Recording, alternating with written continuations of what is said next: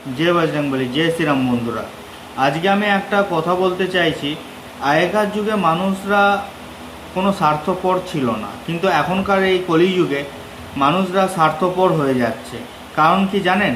কারণ এটাই যে এখনকার মানুষরা আপনারা আমরা সবাই নিজেদের মধ্যে কিভাবে চলবো, নিজের স্বার্থটাকেই শুধু দেখছি, লোকে কি করে ক্ষতি করব।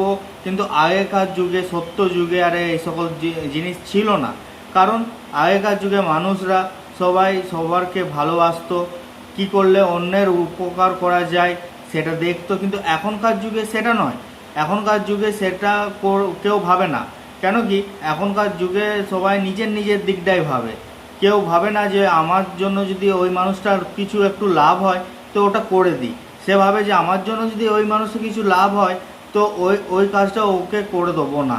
কেন কি আমার থেকে তাহলে ও এগিয়ে যাবে। এই মেন্টালিটি আমাদের মাথায় কাজ করে। তাই এখনকার যুগে ডিপ্রেশনটাও খুব বেশি হয়ে গেছে। এখনকার সব কিছুতেই ডিপ্রেশন।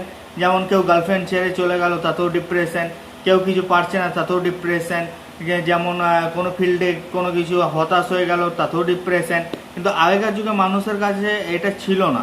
তারা কিন্তু কর্ম করে খেতে পারতো, রোদে জল বৃষ্টিতে মাঠে চাষ করে। কিন্তু এখনকার মানুষের কাছে সেটা নেই, সেই ক্ষমতাটা নেই। কেন কি সেটা নষ্ট করেছে তারা নিজেই। কারণ মানুষ চায় যে এখন আরাম ভোগ করতে, আরাম।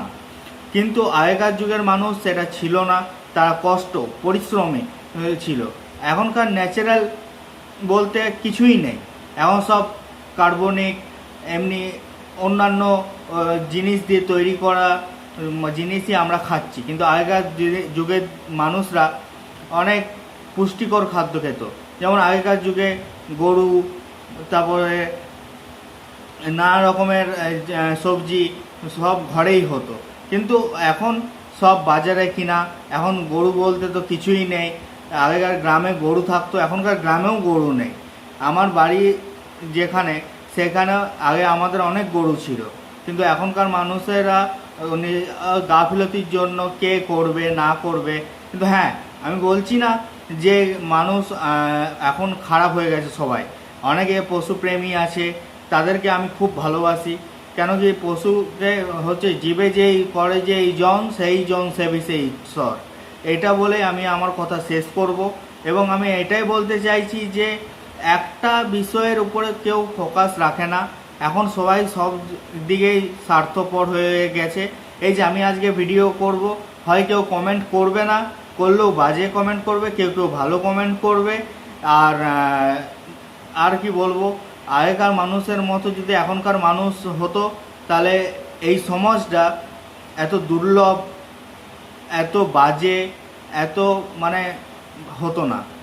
খুব ভালো হতো, খুব সুখে শান্তিতে সবাই থাকতো, মিলে মিশে সবাই থাকতো। কিন্তু হ্যাঁ, একটা জিনিস আপনারাও একমত হতে পারবেন যে গ্রামগঞ্জে এখনও আছে একসাথে থাকা, একসাথে চলা। কিন্তু শহরগঞ্জে সেটা নেই, আছে খুব কম। হয়তো 90-100%-এর মধ্যে 10% আছে, 90% নেই। এই বলে আমি আমার বক্তব্য শেষ করলাম। যদি আমার কথা কিছু ভালো লেগে থাকে বা কিছু আমি ভালো বলে থাকি তো please like, share, subscribe, comment করে জানাবেন আপনার ভাইটিকে। ধন্যবাদ, থ্যাংক ইউ।